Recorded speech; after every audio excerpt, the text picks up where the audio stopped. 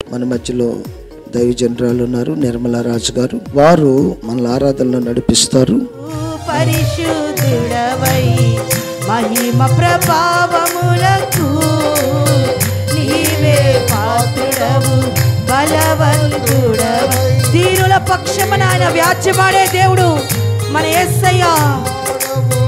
దయాళుడవై ధారాళముగా నన్ను దీవించిన శ్రీమంతుడా. మన మధ్యలోనికి దైవజనులు, అభిషిక్తులు, దేవుని చేత ఏర్పరచబడిన వారు. దేవుడు మరి అట్టి దైవజనుల్ని మన వరకు కూడా దేవుడు తీసుకొచ్చినందుకు ఒకసారి రెండు చేతులు ఎత్తి స్తోత్రాలు చెల్లిద్దామా? అంత్యకాలంకి వచ్చేసాం. ప్రభు రాకడ ఆలస్యం లేదు. అదిగో యుద్ధ వాతావరణం వర్ణములు దేశంలో అలుముకున్నాయి.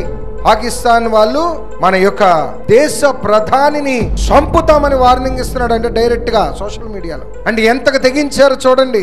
మనలో ఎన్ని గొడవలున్నా, మనలో ఎన్ని విభేదాలున్నా, మన దేశ ప్రధానిని చంపేస్తాను, ఆ యొక్క సింధు నదిలో నీ రక్తం పారుతుంది అని వార్నింగ్ ఇస్తున్నాడు ఒక టెర్రరిస్ట్ తీవ్రవాది. గమనించండి, మన దేశాన్ని మనం కాపాడుకోవాలి. మన దేశ ప్రజల గురించి మనం ప్రార్థించాలి. మన దేశ నాయకుల గురించి ప్రార్థించాలి. మన దేశ ప్రధాని గురించి ప్రార్థించాలి. ఆయన క్షేమం కొరకు ప్రార్థించాలి. ఎందుకు? మన దేశంలో ఉన్న సామాన్య ప్రజలు ఎక్కడా కూడా ఇబ్బందులు పడకూడదు. దేవునికి స్తోత్రం చెప్పండి. ఆ కాశ్మీర్లో జరిగిన భయంకరమైన ఉదంతం ఏంటి? ఆ టెర్రరిస్టులు అమాయకులు ఇలాగే స్త్రీలు, పిల్లలు, పురుషులు చక్కగా వెళ్ళారంట. కాస్త ఆ యొక్క నేచర్ని ఎంజాయ్ చేయడానికి వెళ్ళారు. 36 మందిని మెషిన్ గన్స్తో కాల్చేసి పురుషులనే చూడండి. అంటే యుద్ధ వాతావరణం మొదలైపోయింది. ఇంకా మరింత రెచ్చిపోతున్నారు వాళ్ళు. సో వీళ్ళు కూడా ప్రతిదాడి చేస్తారు, వాళ్ళు దాడి చేస్తారు. మధ్యలో నలిగిపోయేది సామాన్య ప్రజలే. దేశంలో సమాధానం కోసం ప్రార్థన చేయాలా లేదా? దేశాల మధ్య సమాధానం కోసం ప్రార్థన కలిగి ఉండాలి. సో అంత్య దినాల్లో ఉన్నాం, రాకడ దినాల్లో ఉన్నాం. మరి ఇప్పుడు తీర్మానం తీసుకునే యోధులేరి, నమ్మకమైన సేవకులేరి, నమ్మకమైన సేవకురాలు లేరి.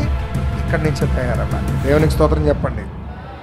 మరి నన్ను ప్రత్యేకించి ఆహ్వానించిన మరి పరిశుద్ధులు, దైవజనులు, ఆత్మీయులు, ప్రేమ కలిగిన దైవజనులు, మరి నా ప్రియ సహోదరులు ప్రభాకరయ్య గారికి, మమ్మల్ని ఎంతగానో వచ్చిన దగ్గర నుంచి ప్రేమగా చూసుకుంటున్న అశ్రమ్మ గారు, ఇంకా ప్రేమగా చూసుకుంటున్న బుల్లి పాస్టమ్మ గారు, మరి కూడి వచ్చిన సంఘము, మా కుటుంబం తరపున, మా సంఘం తరపున, విశాఖపట్నంలో ఉన్న మా సంఘాల తరపున మరి అందరికీ కూడా ప్రభు కృప కలుగునుగాక.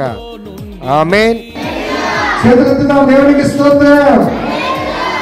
తెలంగాణ రాష్ట్రంలో మేళ్ళ చెరువు, రాయలగూడ, అలాగే వేపలం, మాదారం అనే 3 గ్రామాలలో మరి దైవ సేవకులు పాస్టర్ గారు ప్రభాకరయ్య గారు, పాస్టమ్మ గారు పద్మమ్మ గారు, మరి వారి యొక్క చిన్న కుమార్తె ప్రణిత్య, వారి కుటుంబము, వారి సహవాసము, ఇదిగో ఈ యొక్క సంఘము, పెరియల సహవాసము, ఈ యొక్క కుటుంబాలని వర్ధిల్లును గాక. దేవుని కృప ఇక్కడ సంఘాల మీద ఉండును గాక. ఈ సేవకుల కుటుంబాన్ని దేవుడు దీవించును గాక.